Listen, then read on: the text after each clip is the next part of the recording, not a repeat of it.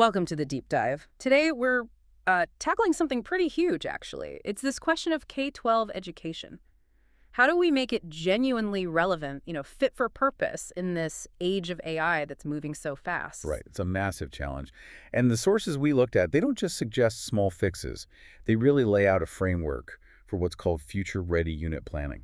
Future-ready unit planning. Okay, so Right. our mission today is what? To figure out what makes this approach, well, transformative. Exactly. What does that really mean in practice? Yeah. And why should you, our listener, care about it? Whether you're involved in education directly or just thinking about the future. Okay, let's dive in. Transformative. That's a strong word. Why use that specific term for this kind of planning? It sounds like it's more than just a curriculum update. Oh, much more. It's transformative because it fundamentally changes the why behind learning. The materials really highlight this shift, moving away from just, compliance. Doing what you're told. Yeah, exactly. Away from compliance and towards real curiosity. Wow. And moving from just covering tons of material to making genuine connections. So students aren't just soaking up information passively. Not at all. The idea is they actively co-create meaning. They're Mhm. tackling real problems, thinking about their own place in the world. It's really about empowering them, giving them agency. That's the big shift. And I guess that changes the teacher's role pretty significantly, too. They're not just the sage on the stage anymore. Absolutely not. This whole approach, it reimagines the teacher. They become, well, designers of learning experiences, facilitators, that student agency we mentioned, helping students steer their own learning, Okay. and, crucially, architects of equity, making sure the learning works for every student.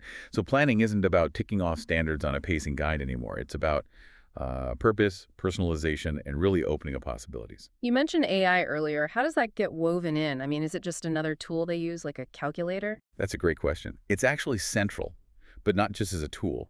Ethical AI integration is key. So AI is also a topic to be studied. Ah, I see. So they learn about AI, not just with it. Precisely. Students learn to critique it, to create with AI, and importantly, to collaborate using these technologies. It's about building those essential skills like digital citizenship and data literacy, skills they absolutely need.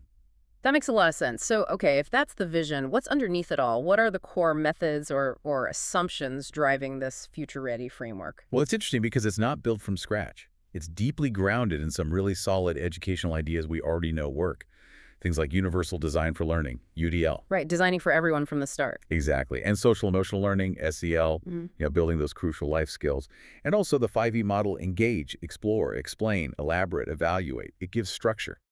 Okay, so it's building on established practices. Yes, but with a key assumption about AI. The core idea is that AI is treated as a thinking partner, not a shortcut to avoid thinking. Hmm, a thinking partner. How does that work without students just, getting the answers from AI? It's about carefully designing or scaffolding how AI is used.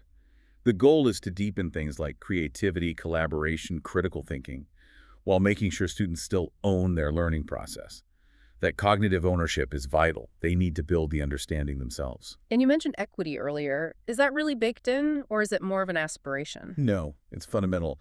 The sources stress that equity and inclusion aren't add-ons. The planning itself has to center equity and belonging.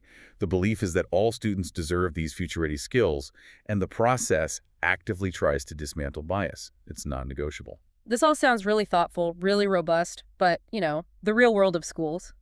How practical is this? Like, let's take the ultimate test, the substitute teacher. Could a sub walk in and actually run one of these units effectively? Ah, yes, the substitute test. It's a good one. And the thinking is, yes, it can work. A future-ready unit, if it's well-designed with clear supports, scaffolds, and built-in student agency. So the students know what to do even if the usual teacher isn't there. Exactly. If it's designed as a kind of learning ecosystem, it fosters that student autonomy. It relies less on the teacher constantly directing everything.